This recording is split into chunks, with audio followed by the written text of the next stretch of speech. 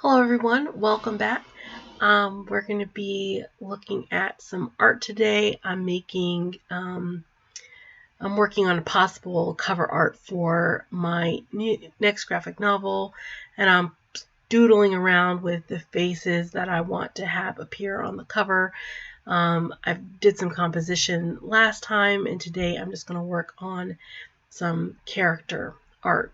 I may never use it. I may use it, but doodling often helps me think through a design, and the cover design is some of the most important art you can do for a graphic novel. So cover design it is, doodling it is. In the graphic novel that I'm making next, Leading Lady, the Comeuppance, it deals with a very tumultuous relationship between two people, and I have had my fair share of tumultuous relationships, so I want to do a little bit of a series on some of those relationships and why, for some reason, I can't stay friends afterwards. I know it's common for women to want to stay friends with their exes. It's like a common trope in a lot of queer media. I don't know how true it is. I mean, when I look at all my friends who are queer and they talk about their exes, they're still friends with all their exes. So it's been true in my experience and in the media I've consumed. So it must be true to some extent for some people, but it's not true for me. So the first story I want to share is about my friend, we'll call them Tree. And it's very similar to their name enough that if they hear the story, they'll probably know who I'm talking about and hate me forever. But since we already hate each other, it's okay. We'll let it slide. So I met Tree at college. Well, we first went to the same church, and we weren't friends then. I just sort of saw them at church, and I thought they were really cool. And I kind of wanted to hang out with them because they were really cool. But I didn't actually talk to them until I saw them at college. We went to a local college to where we both lived. We both commuted. And I just took the opportunity to go up and talk to them and be like, hey, you go to my church, we should hang out. And they were also homeschooled like me, so they had a very sheltered upbringing. And so we really hit it off with, commiserating about our strict parents and how difficult it was to try to strike out and do things on our own. As far as like going to college and making life choices about what we majored in and stuff like that. So the relationship was like really good because it was like the first friend that I had made on my own in college. And so that holds a special place, and we hung out all the time. Like any minute we could be together, we were together. And it was at first just a friendship. It was just a friendship for the first probably 2 years, 3 years maybe.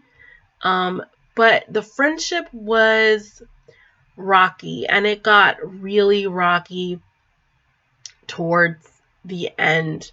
When things got romantic, that was probably the highlight. We were probably as tight as two people could possibly be, and we would talk all the time and share our interests, and they were really interested in drawing and art, and so I was really interested in drawing and art, but they were so much more talented than I was, like so much more advanced than I was, and their art was so clean and consistent, and they wanted to make comic books, and I had some interest in that, but looking at their art, I thought, why should I even bother? Their art is so good. But they weren't very good at writing stories, and they're, dealing with story arcs and making an interesting story. They were not good at that, and I was good at that, so I thought we should put our heads together and make a comic book. Well, they would bring me ideas, and I would read over the ideas, and I would critique the ideas, and I would send my changes back, like an editor. And we're both young. We don't know what we're doing, but we're fashioning a story that's actually turning out to be pretty interesting. And at one point, they wanted some pages inked. They were able to draw the pages, but as far as inking the pages, they thought it would be faster if somebody else inked the pages and they just drew the pages. And I wanted to be the inker, but they did not trust me to ink those pages. They didn't think my art talent was good enough, which was probably like the first fracture in our relationship, these pages. They wouldn't let me touch them, and they wanted my friend, who was studying to be a tattoo artist, who obviously had a very steady hand, to ink the pages, and they were willing to pay her to ink these pages. And I thought, that's really kind of shitty. I've been doing all this like editing work for you and not getting paid. In fact, I've been investing into this whole endeavor the whole time. I wound up, purchasing a computer for them and everything, like, to get this stuff off the ground. And then when it comes to me actually doing some artwork, which I'm passionate about and good at, all of a sudden you want to farm that out to somebody else and pay them when you can't reimburse me for any of the work and money that I've put in. It was very frustrating for me. So that was like the first rift in our relationship. The second one came because I was working at a bookstore, and I loved my job at the bookstore. I loved being around all the books, and I would talk all the time about how much fun it was working at the bookstore and how many friends I had at the bookstore and all this kind of stuff. And they were jealous because at the time they didn't have a job. They were really looking for a job. It was, 2007, 2006. And the job market was not great. It was really bad. It wasn't as bad as it got later, but it was bad. And they said, put in a good word for me. And they applied and they didn't get in. And I did put in a good word, but what can I do if they don't, meet the qualifications, or they don't interview well, or, on their own merits? What could I possibly do to fix the situation? That's how I felt. I did my part. There's nothing else I really could have done. So fast forward, they apply again, and this time they're like, I better get in. If I don't get in, I know that you're sabotaging me. And I thought, I'm not sabotaging you. Why the hell would I sabotage you? I care about you. I care about you getting this job you really want. And why would I do something like that? Well, they had me they wrote this letter of recommendation. They were like, write me a letter of recommendation. I'm like, I don't even know what to say. They're like, well, I'll write the letter of recommendation and you just sign it and turn it into your boss. And I thought this was so weird, and I was so embarrassed. And this letter of recommendation was glowing. Oh my gosh, this person had the biggest inflated ego of themselves. It was really out of control. And I took the letter, I signed it with all these crazy claims I hardly felt was true. And I turned it into my boss. And my boss was like, is this a letter of resignation? I'm like, no, just read it. And they read it and they were like, okay, I'll take this in advisement.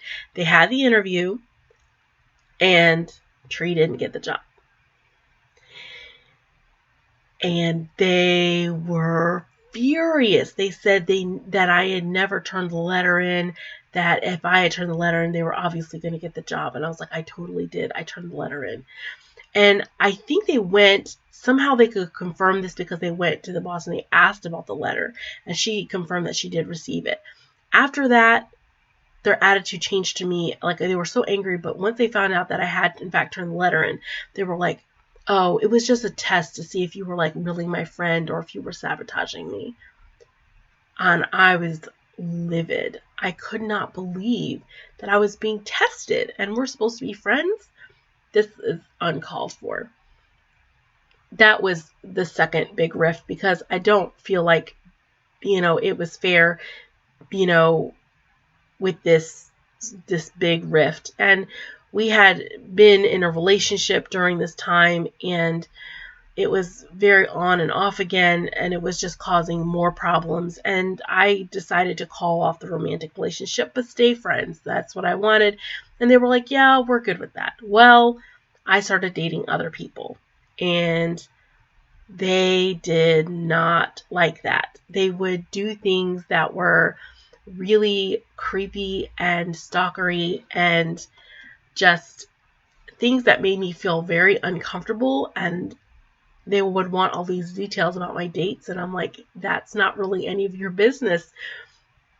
I'm not giving you that information. Well, eventually I met who would become my husband, and my first husband, and we were dating and engaged and about to get married, and I met up with Tree, and we had a conversation, and they wanted to give me a hug at the end of our day out together. And I was like, no, I don't feel comfortable with that because of other things that they had done. Sometimes they would use a hug as an instigator to start something afresh. And I was like, no, I don't really want to do that. I don't really want to hug you. And yeah, they got really angry about that. Well, are you two married for even a hug? And I'm like, yeah, we've gone down that road. It's not great. I would still like to be friends, I suppose. But then I got busy with married life, and I sort of just let them fall away because I started to realize that I was happier not having contact with them than when I was having contact with them. So I just sort of let it fall away. After we stopped talking for a little bit of time, probably a couple of months, I went on their Facebook and was just like poking around and being nosy. And they had deleted all of our chats, all of our conversations, everything, and put a post up saying, I got rid of all this information and goodbye to bad juju. And I thought, I am not bad juju. I am not the person who is the difficult one in this relationship. I did all the right things. Now, looking back now, I can see my part in things. Like I've always been very emotionally unstable, and I know that that was a big part of their insecurities and that I gave a lot of mixed signals. However, the juju went both ways. It was bad both ways, and it's not fair to just put it at my feet because it wasn't, fully my fault. And I mean, they have a right to purge me from their lives, just like I had a right to purge them from my life. But I had no intention of doing any purging. I hadn't really thought about it. But I guess, my decision being that we're not going to remain friends because my life is better off without you, I just move forward. Because if my life was better with them in it, and this is my thought with exes, if my life was better with you in it, then I would still be with you. But you're not in my life anymore because my life is better with you not in it. Not just better because we're not in a relationship. So after my divorce to my first husband, we tried again to be friends, and I just couldn't stomach it. And I think about them like every day, like every other day. And I always think maybe we're older now. Maybe, I'm more emotionally stable now. They're probably more emotionally stable now because we're in our 30s. Maybe we could be friends now. But every time I think about it, I think, yeah, probably not. Like, I mean, do I want to risk it? Do I want to risk it? Going back into the frying pan and trying again, and who knows what would happen, I mean, how would they feel about it? I don't know. It just sounds like a bad idea when I think it through. But yeah, episode 1, I can't be friends with this person. I would love to break up with someone and be able to be friends with them afterwards, because that would mean that they were a quality person that was good in my life to begin with, and at least they could be part of my life in a little way, if not a big way.